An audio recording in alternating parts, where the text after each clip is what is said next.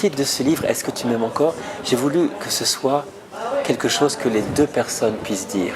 Si on est dans une perspective de reconstruire le couple après l'infidélité, ça donne la tonalité, on est vraiment dans le lien d'amour à restaurer et ça explore aussi, c'est un des aspects essentiels de la compréhension de la relation extra-conjugale. Qu'est-ce qui s'est passé exactement? C'est quoi les motivations intérieures? Est-ce que c'est le lien d'amour qui est abîmé ou est-ce que c'est autre chose par exemple? J'ai pris le parti d'axer plutôt la fin du livre sur la reconstruction parce que l'expérience montre que la reconstruction est vraiment possible. Bon, parfois il y a des tas d'éléments qui font que c'est impossible et que d'emblée la relation extra-conjugale est une façon en fait de sortir de son couple. Mais dans beaucoup de cas, c'est pas forcément une menace directe sur le couple. Il y a quelque chose d'autre qui se passe. J'essaie de suivre au fil du temps qu'est-ce qui se passe, tous les mensonges qui peuvent émerger, tous les évitements, les situations, et après, qu'est-ce qui se passe dans la confrontation? Comment on reconstruit? C'est quoi les points clés de reconstruction?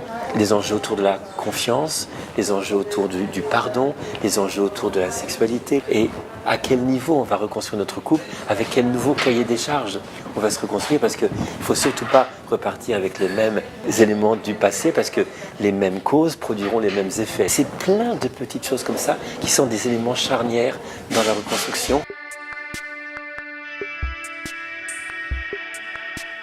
Mon souci principal, c'était de ne mettre aucun jugement moral sur ce qui se passe.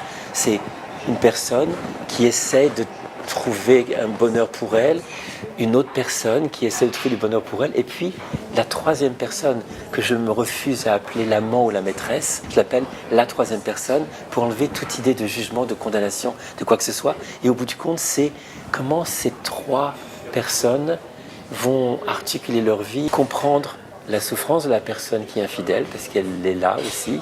Comment comprendre la souffrance de la personne trompée? Comment comprendre la souffrance de la troisième personne?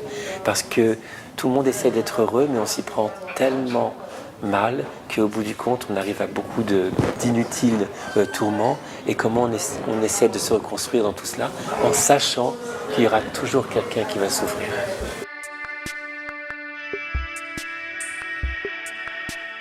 Ça correspond au travail que je fais avec des personnes. On peut citer un exemple d'un couple où l'homme est dans une relation extra-conjugale et on a travaillé un peu sur la relation de couple, mais beaucoup sur le sens qu'il voulait donner à sa vie à plein de niveaux. Et travaillant tout cela a créé des conditions pour que spontanément il y ait un retour vers son épouse. Donc c'est ça aussi ce livre, c'est vraiment aller en profondeur parce que c'est via la compréhension de ce qui se passe, on consolide de façon étonnante la reconstruction.